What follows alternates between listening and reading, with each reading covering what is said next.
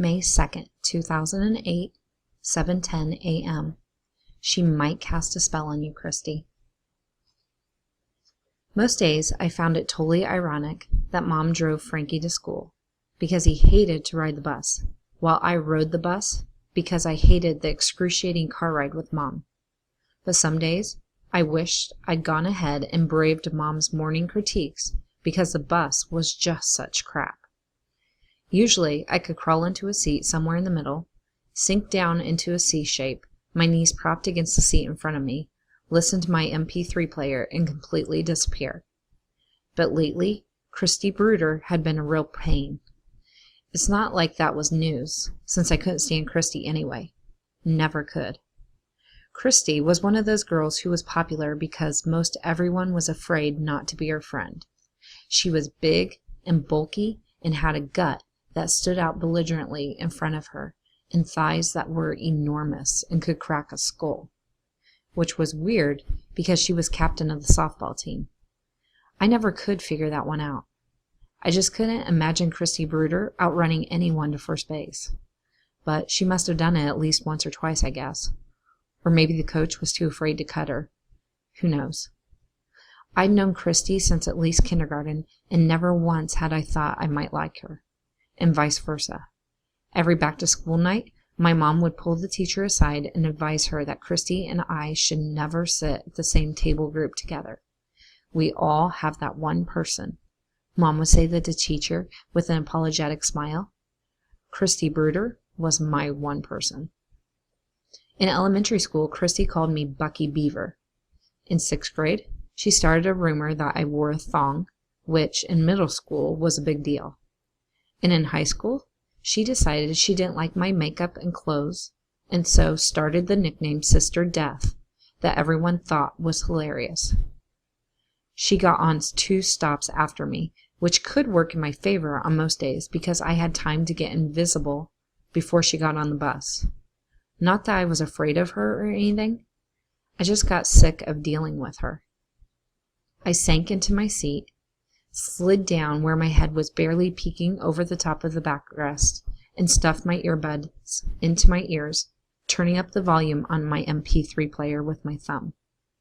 I peered out the window thinking that it would feel good to hold Nick's hand today. I could hardly wait to get to school and see him.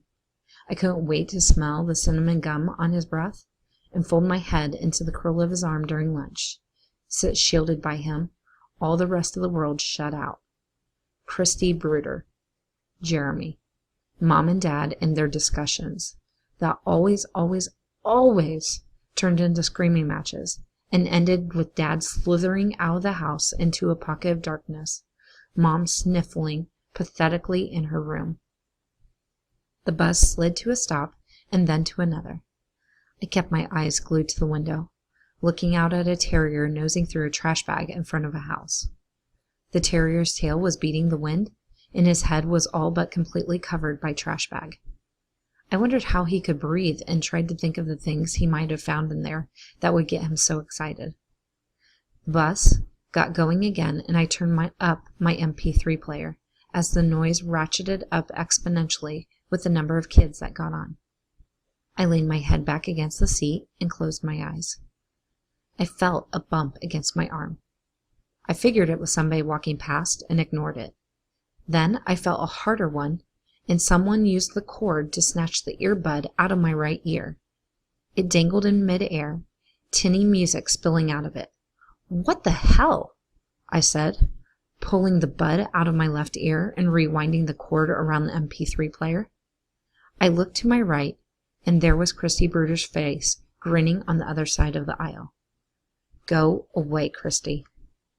Her ugly friend, Ellen, the equally Amazonian, red-haired, man-faced Garvin varsity softball team catcher, laughed, but Christy just stared at me with this fake, innocent bat of her eyes. "I don't know what you're talking about, Sister Death. Maybe you're having a hallucination. Maybe you got some bad ex or something. Maybe the devil did it." I rolled my eyes. Whatever. I pushed the earbuds back into my ears and settled back into my C shape, closing my eyes. I wasn't going to give her the satisfaction of fighting back. Just as the bus turned into the Garvin driveway, I felt another shove against my shoulder, only this time there was a mighty yank on the cord of my earbuds, and they were ripped out of my ears so hard the whole MP3 player flew out of my hand and skittered across the bus floor, settling under the seat ahead of mine. I picked it up. The green light on the side of it had blinked off, and the screen was blank. I flipped the switch to turn it off and then on again, but nothing. It was dead. God, what is your problem? I asked, my voice getting loud.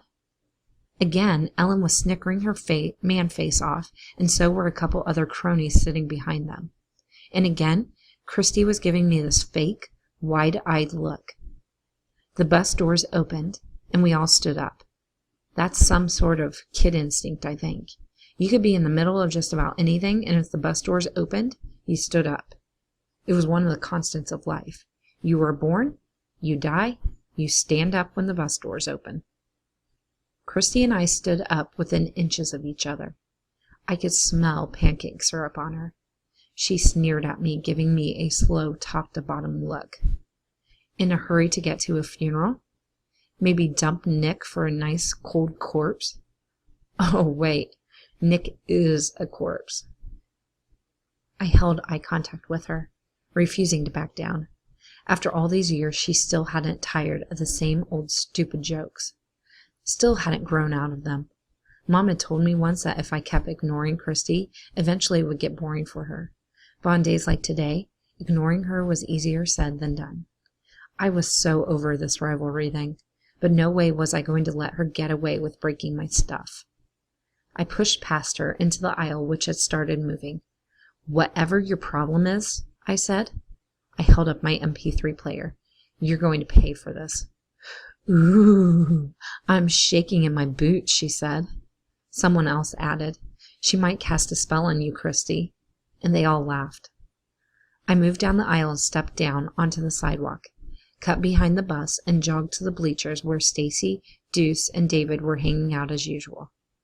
I climbed up to meet them, out of breath and furious. Hey, Stacy said. What's up? You look pissed. Yeah, I said. Look what that bitch Christy Bruder did to my MP3 player. Oh, man, David said, taking it out of my hands. He pushed a few buttons, tried to switch it on and off a few times. You could get it fixed or something. I don't want to get it fixed, I said. I want to kill her. God, I could just rip her stupid head off. She'll regret this. I'm totally going to get her back for this.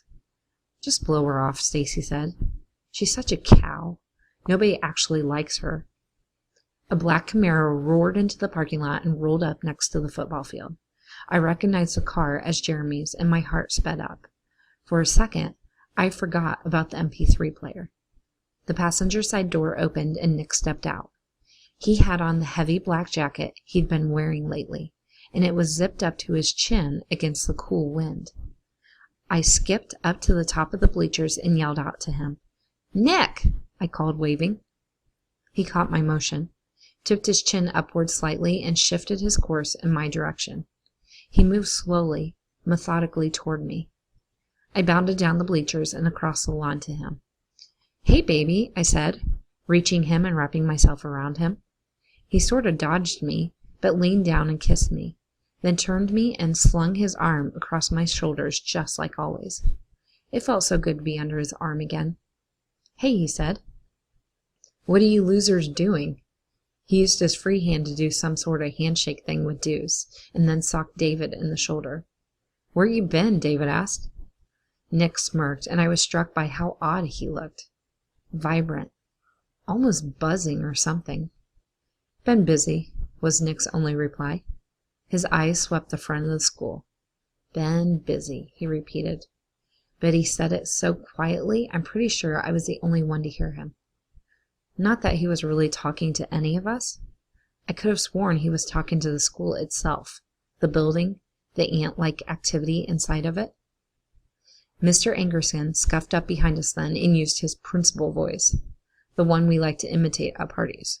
No Garvin students. Beer is bad for your growing brains. You must eat a healthy breakfast before coming to school. Garvin students. And remember, Garvin students, just say no to drugs." "All right, Garvin students," he said. Stacy and I elbowed each other and snickered. "Let's not linger this morning. Time to go to class." Deuce flicked Angerson a salute and started marching into the school. Stacy and David followed him, laughing. I started too, but stopped under Nick's arm, which was still holding me in place on the sidewalk. I looked up at him. He was still staring at the school, a grin playing around the corners of his mouth. "Better go before Angerson ruptures something," I said, tugging at Nick's arm. "Hey, I was thinking, want to ditch lunch and get Casey's today?" He didn't answer, but continued staring at the school silently. "Nick, we better go," I said again. No response. Finally, I kind of shoved him with my hip. "Nick!" He blinked and looked down at me, the grin never changing, the bright look in his eyes never wavering, maybe even growing more intense. I wondered what in the heck he and Jeremy had taken that morning. He was acting really weird. "Yeah," he said. "Yeah. Got a lot to do today." He started walking, our hips bumping one another with each step. "I'd let you borrow my MP3 player for first period, but Christy Bruder busted it on the bus," I said, holding it up for him to see. He peered at it for a moment. His smile widened. He grabbed me tighter and walked toward the door more quickly. "I've been wanting to do something about her for a long time," he said. "I know. I totally hate her," I whined, squeezing all the attention I could out of the incident. "I don't know what her problem is. I'll take care of it." I smiled, excited. The sleeve of Nick's jacket scratched along the back of my neck. It felt nice, real somehow. Like, as long as that sleeve was scratching along the skin of my neck, everything would be normal, even if he was on something. For right now, anyway, Nick was here with me, holding me, going to stand up for me, not for Jeremy, for me. We hit the doors, and Nick finally let go of my shoulders. A breeze gusted right at that moment and swept down the collar of my shirt, billowing the front of it. I shuddered, my spine suddenly getting really cold. Nick opened a door and waited for me to go in ahead of him. "Let's go get this finished," he said.